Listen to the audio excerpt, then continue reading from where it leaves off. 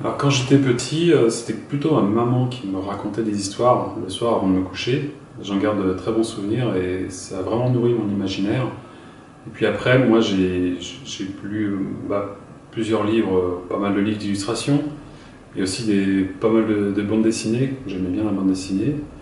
Et j'ai aussi un souvenir, un bon souvenir d'avoir lu Les Fables de La Fontaine.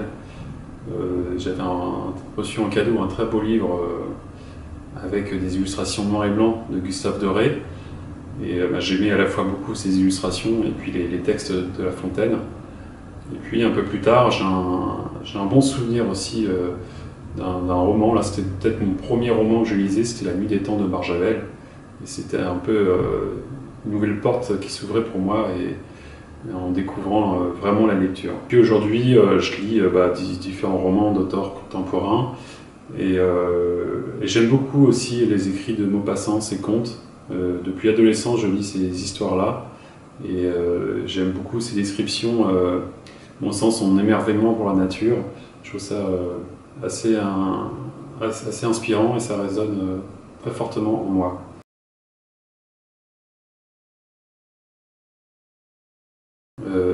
La nature,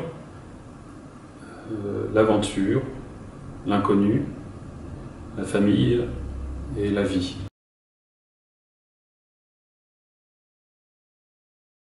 Alors c'est difficile à dire que raconter ma première histoire, parce que j'ai imaginé des histoires quand j'étais assez jeune, adolescent, donc je les écrivais, dessinais sous forme de livres illustrés ou alors de bandes dessinées.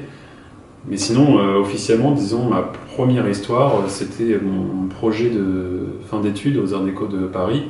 Là, j'ai écrit et illustré un livre, et ça s'appelait « Il voulait qu'on l'appelle Guignol ». Alors ça raconte l'histoire d'un jeune garçon qui se fait transformer en marionnette, qui devient une petite marionnette comme Guignol, et qui va rencontrer différentes personnes qui vont lui donner vie en fait. Et voilà, c'est cette histoire, et j'ai eu la chance de la publier quand j'ai fini mes études aux éditions Petit à Petit, et puis après ça m'a permis d'illustrer d'autres livres.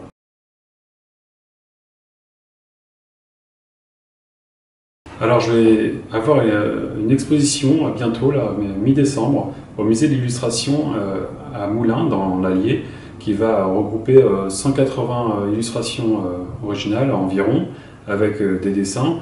Et donc c'est un grand honneur pour moi de présenter tout ce travail.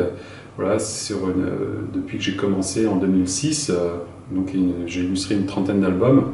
Donc j'espère que vous aurez l'occasion de pouvoir découvrir cette exposition.